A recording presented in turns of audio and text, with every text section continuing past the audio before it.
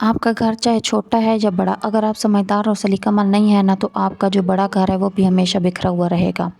आज मैं आपको बताऊंगी कि छोटे घरों में छोटे किचन को कैसे ऑर्गेनाइज़ किया जाता है और कैसे साफ़ सुथरा रखा जा सकता है। आपके किचन में कैबिनेट्स बने हुए हैं या नहीं हैं? आप चीज़ों को ऑर्गेनाइज़ और साफ़ सुथरा कैसे रख सकती हैं? आप अपने काउंटर टॉप को कैसे साफ़ सुथरा और परफेक्ट रख सकती हैं? अच्छा, अचानक कोई अगर आपके घर आ भी जाए ना, तो आपको शर्मिंदगी ना हो, बल्कि वो आपके सलीका की तारीफ़ करके ही जाए। आपके साथ कुछ ऐसी टिप्स और ट्रिक्स शेयर करूँगी जिससे आपका घर और किचन हमेशा चमकता हुआ रहेगा और ऑर्गेनाइज़ नज़र आएगा। सबसे पहले उठकर सुबह अपने रूम की हालत को ठीक किया करें। अगर एक आपके पास रूम है ना, तो इसको हर वक्त साफ़ रखना ज़रूरी हो जाता है। तो मैंने भी पहले रूम की हालत को ठीक किया। घर में कोई आए ना आए, आपका घर साफ़ सुथरा हो तो आपका अपना दिन भी अच्छा गुजरता है। सुबह उठ के पहले अपनी हालत ठीक किया करें, फिर अपने रूम की। और अगर ये सोचती रहेंगी ना कि एक ही कमरा है, तो आपके सोचने से कुछ नहीं होगा, बल्कि इस एक कमरे को भी आप अपने लिए महल बना सकते हैं, और ये सब आप पे डिपेंड करता है।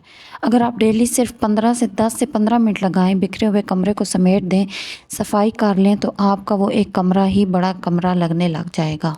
अच्छा, आपने यहाँ पर मेरे किचन और स्टोव की हालत देख ली है, क्योंकि रोज़ डेली बेसिस पे कुछ ना कुछ ऑयली चीज़ें जो है वो बनाई जाती हैं। तो सबसे ज़्यादा जो है वो किचन आपका गंदा होता है। तो मेरे भी किचन की हालत ख़राब थी, और सहरी में मैंने बर्तन नहीं धोए थे क्योंकि आज दिल नहीं कर रहा था। जो कोई बात नहीं, कभी कभी इंसान का दिल नहीं भी करता। तो मेरे किचन की हालत आपने देख ली है, स्टोव की हालत देख ली है, तो मैंने कहा आज चलो डीप क्लीनिंग कर लेती हूँ, क्योंकि जब से रमज़ान स्टार्ट हुआ है मैंने किचन की डीप क्लीनिंग नहीं की। वीकली बेसिस पे जो की जाती है वो मैंने नहीं की, तो आज मैंने सोचा कि डीप क्लीनिंग की जाए। तो सबसे पहले मैंने स्टोव को साफ़ किया। स्टोव को साफ़ किया मैंने, वो स्पंज जो बर्तन के लिए हम यूज़ करते हैं, मैंने उसको पहले अच्छे से सारे साइडों से लगा लिया स्टोव को, और फिर खुश कपड़े से, पहले गीले कपड़े से अच्छे से, फिर उसको साफ़ किया, और फिर एंड पे ड्राई कपड़े से या खुश कपड़े से उस स्टोव को अच्छे से साफ़ किया, ताकि जो भी पानी के भी दाग धब्बे हैं वो ऊपर से उतर जाएं और ऊपर दाग धब्बे ना रहें। फिर मैंने जो नीचे वाली इसकी ट्रे है, जो अक्सर हमारा दूध या कोई चीज़ गिरे तो वो उस ट्रे पे जाती है, तो नीचे जो शेल्फ है वो गंदी नहीं होती। इसका फ़ायदा ये होता है। तो मैंने उस ट्रे को भी निकाल के एक बार धो लिया, ताकि इस चूल्हे को भी अच्छे से आगे पीछे से और नीचे से भी धो लिया जाए। अच्छा, मैंने स्टोव को अच्छे से साफ़ किया है, उसको ड्राई किया है।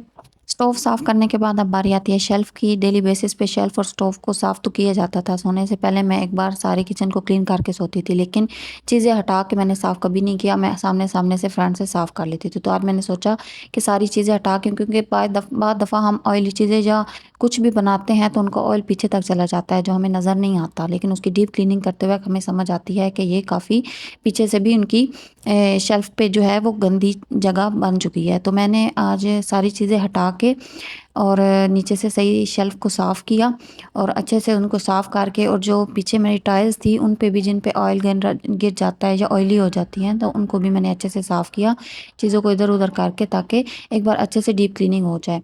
अच्छा, एक बार किचन साफ़ सुथरा हो जाए ना, तो सारा दिन भी अच्छा गुज़रता है, और आपको ना एक सैटिस्फैक्शन रहती है। आपको कुकिंग करते हुए या किचन में आप कुछ भी कर रही हो, तो आपको अंदर से ना खुशी मिल रही होती है कि मेरा किचन साफ़ सुथरा है। और किचन आपकी जो ऐसी चीज़ है जो हर वक्त, रमज़ान में तो ज़्यादा यूज़ होता है, लेकिन वैसे भी हर वक्त 3 टाइम हम यूज़ करते हैं।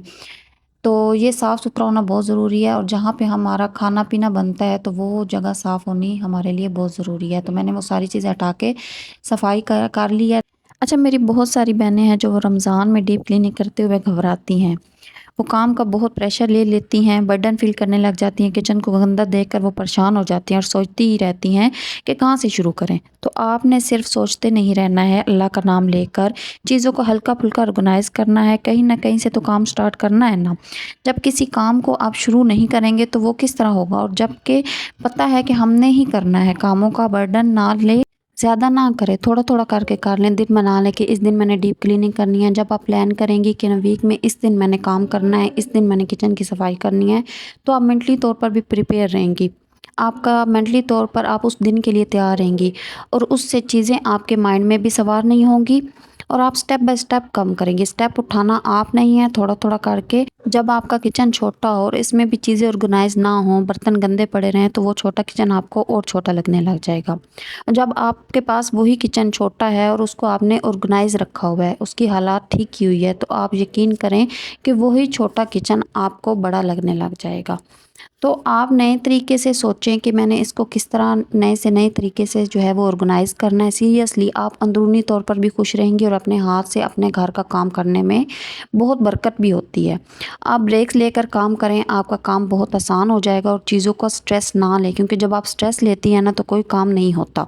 और ख़ास तौर पर रोज़े में उसके साथ आप जब स्ट्रेस लेंगी और उसके साथ जब काम करेंगी तो वो और बर्डन आपको लगने लग जाएगा। इसलिए स्ट्रेस फ्री होके स्टेप बाय स्टेप आहिस्ता-आहिस्ता काम करें, तो वही काम आपको थोड़ा लगने लग जाएगा। जब आप किचन को ऑर्गेनाइज़ रखेंगी, उस छोटे किचन को आप ऑर्गेनाइज़ रख के अब चीज़ों को मैनेज करेंगी, तो आपको वही छोटा किचन ज़्यादा लगने लग जाएगा और आप आसानी से उस किचन में काम कर सकती हैं। अच्छा, मैंने सारे मसाले के डब्बों को एक बार साफ़ कर लिया है। एक रमज़ान से पहले मैंने एक बार सबको धोया था, लेकिन अब मैं सिर्फ़ साफ़ कर रही हूँ और इसमें जो शीट्स थी, जो मेरे ऑर्गेनाइज़र में शीट्स थी, उनको भी साफ़ कर रही हूँ। उनको साफ़ करके ऑर्गेनाइज़ करके रख लूँगी और जो मैंने मसाले वाले डब्बे जो यूज़ करने होते हैं, मैं पहले भी बता चुकी हूँ, वो मैं इसमें रखती हूँ।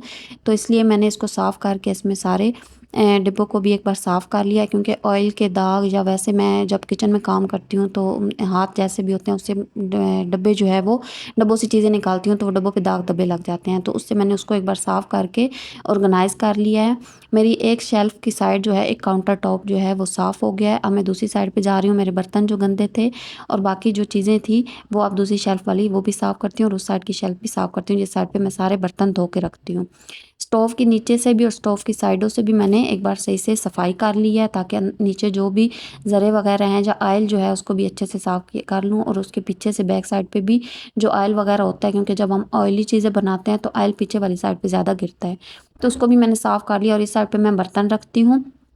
बर्तनों को धो के इस साइड पे रखती हूँ। तो ये जो एक बार जो आप जिसमें बर्तन रखती हैं, जिस टोकरी में आप बर्तन रखती हैं, एक बार उसको भी मैं 2 से तीसरे दिन धो लेती हूँ, क्योंकि बर्तन धो के रखने से उसमें भी पानी के दाग और चिकनाई वगैरह बन जाती है। तो एक बार उसको भी धो लें, क्योंकि डीप क्लीनिंग कर रही हूँ तो एक बार उसको धो के साफ़ करके फिर मैं रखती हूँ। और इसके नीचे मैं जो है जिसमें आटा गूँथती हूँ उस परात को रख लेती हूँ जब मैं बर्तन धोती हूँ, ताकि जो भी बर्तन मैं धोऊँगी उसका जो पानी है वो उस परात में गिरे, नीचे जो है वो शेल्फ़ पर ना गिरे। अक्सर बर्तन धोते वक़्त हम जल्दी में धोते हैं, या रमज़ान में जैसे बिज़ी रूटीन होती है तो हम जल्दी-जल्दी धोते हैं और उस जगह को सही साफ़ नहीं करते। तो जो पीछे टाइल्स हैं उनको भी अच्छे से धोना ज़रूरी होता है, क्योंकि वहाँ पे भी पानी के छींटे और साबुन के छींटे जो है वो पड़ जाते हैं और वो भी जगह काफ़ी गंदी लगने लग जाती है। तो उसको भी धोना बहुत ज़रूरी होता है। एक बार अच्छे से मैंने उसकी भी क्लीनिंग की है और सिंक को भी अच्छे से धोया है और उसकी साइडों को भी अच्छे से धो लिया है और उसके साथ जो बाल्टी पड़ी थी मैंने उसको भी अच्छे से साफ़ किया है। उसके ढक्कन को मैं वीकली बेसिस पे उनकी सफाई करती हूँ, तो आज मैंने कहा उनकी भी साथ-साथ सफाई कर लेती हूँ। अच्छा, सबसे पहले ना आप सुबह उठ के पहले कोशिश करें कि किचन की सफाई करें, क्योंकि जब हमने किचन में काम करना होता है ना तो उसका साफ़ होना बहुत ज़रूरी होता है। और अगर हम किचन के सफाई के साथ-साथ बर्तन नहीं धोएँगे, हमारे बर्तन गंदे पड़े रहेंगे और हम साथ-साथ कुकिंग कर रहे हैं, तो उससे हमारा बहुत टाइम वेस्ट होगा। हम बार-बार एक-एक चम्मच धो रहे हैं, हमें जिस-जिस चीज़ की ज़रूरत है हम बार-बार वही धो रहे हैं, तो उससे हमारा बहुत टाइम भी वेस्ट होगा और हम आसानी से किचन की जो है वो काम भी नहीं कर सकेंगे। इसलिए बहुत ज़रूरी है कि आप सबसे पहले अपने बर्तन धोएँ। अगर किसी वजह से कभी मजबूरी हो जाती है या कभी नहीं भी दिल होता है या कभी तबीयत ख़राब होती है कि हम बर्तन नहीं धो सकते, तो कोई बात नहीं, कभी-कभी ऐसा हो जाता है। लेकिन सुबह उठें, कोशिश करें कि सबसे पहले किचन की सफाई करें, बर्तन धोएँ और वीकली बेसिस पे हम इसकी डीप क्लीनिंग भी करें, क्योंकि यहाँ पे हमने सबसे ज़्यादा टाइम जो है वो स्पेंड करना होता है। हम दिन का ज़्यादा टाइम जो है किचन में स्पेंड करते हैं और यहीं पे ज़्यादा चीज़ें बनाते हैं खाने-पीने के लिए, तो ये इसके लिए इसकी सफाई होना बहुत ज़रूरी है। तो मैंने 7 बाल्टी भी धोई है, उसके ढक्कन की भी सफाई कर ली है और साथ-साथ सिंक की भी सफाई। और जो कपड़े आप यूज़ करते हैं शेल्फ़ साफ़ करने के लिए या स्टोव साफ़ करने के लिए, उसके लिए बहुत ज़रूरी है कि डेली बेसिस पे उसको भी एक बार सर्फ़ से धो लिया जाए। तो मैंने एक सर्फ़ का डिब्बा रखा हुआ है किचन में, जो मैं किचन के लिए यूज़ करती हूँ ताकि मुझे आसानी हो, मुझे आसानी से वो मिल सके। तो मैं उसमें सर्फ़ डाल के रखती हूँ ताकि डेली बेसिस पे मैं इसको धो सकूँगी। तो इसके कपड़ों को मैं डेली बेसिस पे धो लेती हूँ, क्योंकि ये साफ़ होंगे तो हमारी शेल्फ़ भी अच्छे से साफ़ होगी और स्टोव भी अच्छे से साफ़ होगी। जब ये गंदे होंगे तो वो सफाई भी अच्छे से नहीं होगी और जो भी दाग इन पे होते हैं वो शेल्फ़ और स्टोव पे लग जाते हैं। तो इसलिए इनको भी डेली बेसिस पे धोना बहुत ज़रूरी होता है। तो इनको धोने के बाद मैंने एक बार सिंक की अच्छे से सफाई कर ली है और हम ना अब तो ख़ैर डेली बेसिस पे हमारी कोई ना कोई चीज़ बॉयल हो रही होती है, आलू बॉयल हो रहे होते हैं, एग्स बॉयल हो रहे होते हैं, रमज़ान में ज़रूरत होती है। तो मेरे वो जो गर्म पानी होता है ना, ये एक टिप है कि आप वो पानी अपने सिंक में डालें, क्योंकि उससे जो भी आपके सिंक में चिकनाई या ऑयली चीज़ें मैं इसमें चीज़ें डालती तो नहीं हूँ, मैं पहले सारे बर्तन को साफ़ करके उसमें से जो भी खाने के ज़रे होते हैं या पत्ती वग़ैरह होती है, वो मैं अलहदा कर लेती हूँ। लेकिन फिर भी जब हम ऑयली बर्तन या चिकनाई वाली बर्तन या कढ़ाई वगैरह धोते हैं तो वो उसमें सारी उस पाइप में जाती है और वो जम सी जाती है। इसलिए ज़रूरी है कि आप गर्म पानी उसमें लाज़मी डालें, जिसकी वजह से जो भी चिकनाई हो या कोई भी स्मेल हो तो वो दूर हो जाए। मैं पहले वीकली बेसिस पे ज़रूर लाज़मी डालती थी, उससे ये है कि स्मेल भी दूर हो जाती थी और चिकनाई भी दूर हो जाती थी। लेकिन अब तो डेली बेसिस पे या दूसरे दिन हमारी जो है किचन में वो कोई ना कोई चीज़ बॉयल हो रही होती है, तो वही गर्म पानी मैं अंदर इसमें सिंक में डाल लेती हूँ। तो ये एक टिप है कि लाज़मी आप वीक में ये काम करें, नहीं तो उसमें स्मेल आने लग जाएगी और आपका सिंक जो है वो बंद हो जाएगा और उस वजह से फिर आपका ज़्यादा टाइम भी वेस्ट होगा और आपका पैसे भी उस पे ज़्यादा लगेंगे। तो इसलिए बहुत ज़रूरी है। सारी सफाई के बाद अब फर्श की सफाई रह गई थी, क्योंकि स्टोव और जब शेल्फ साफ करते हैं तो कुछ ना कुछ नीचे भी गिरता है।